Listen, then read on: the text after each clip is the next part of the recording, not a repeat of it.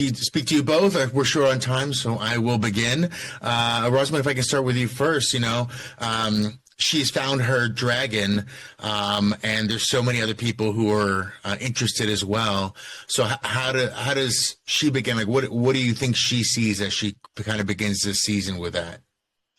Moirane has much preferred the place where she was the one with the knowledge, because in this world, knowledge is power, and who the Dragon Reborn was knowledge she was keeping very close to her chest. Now, the knowledge is out and news spreads very fast, certainly news of the Dragon Reborn. And, if anyone's heard it, the Aes Sedai have definitely heard it. And there are many, many interested parties within the White Tower who have an interest in controlling Rand as much as her.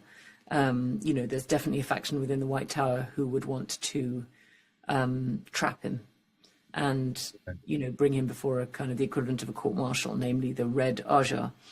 Moirane has her own agenda. She has the plan with Swan whereby she's been exiled, so she is to be, seemingly to all intents and purposes banished from the tower, which is actually a scheme that they've cooked up between them. And her mission remains the same, to see Rand delivered to do what he must do in the last battle. But certainly now that knowledge of who he is out there, it's going to change how he thinks about himself, how pliable he is, how much he'll listen to her, and it will change all the other people who suddenly want to have influence over him.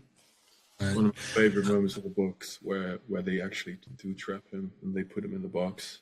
It's a very dark moment in the Wheel of Time, but it's one of the best.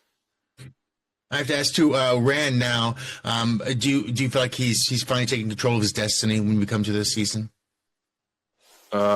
Well, taking control over his destiny.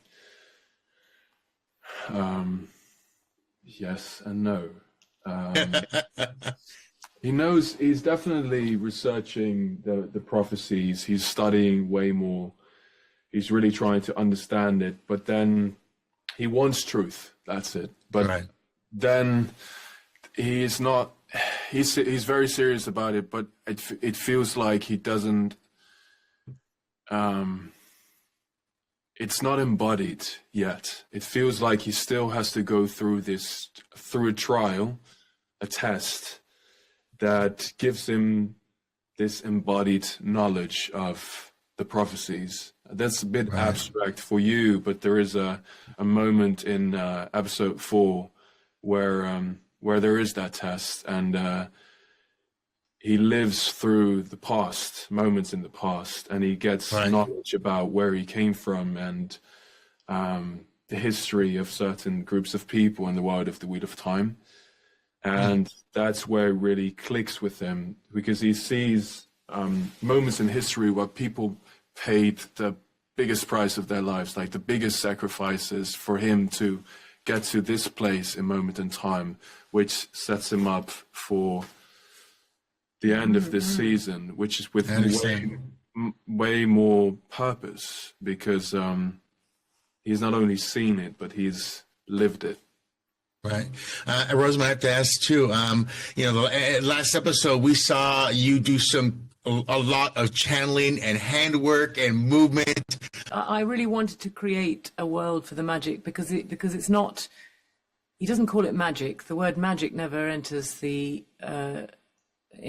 books. It's always channeling, and it's the one power, and it's described as flowing through you, coursing through your veins, sweet, delicious, intoxicating. Once you've tasted it, you can't get enough. So I needed it to be a bodily feeling. I feel channeling, if we feel what it's like at the sort of height of its power, when it's the feeling of it flooding you has to kind of affect your whole body. That's what I saw. And then, of course, you can do quick, short, sharp bits of channeling. But when you succumb to it, I feel it's got to be kind of have an erotic charge, have a kind of beautiful imagery, be something that flows. I mean, for me, that was what it was in my head. And I like to try and represent what I've got in my head, I think. That's what we try to do.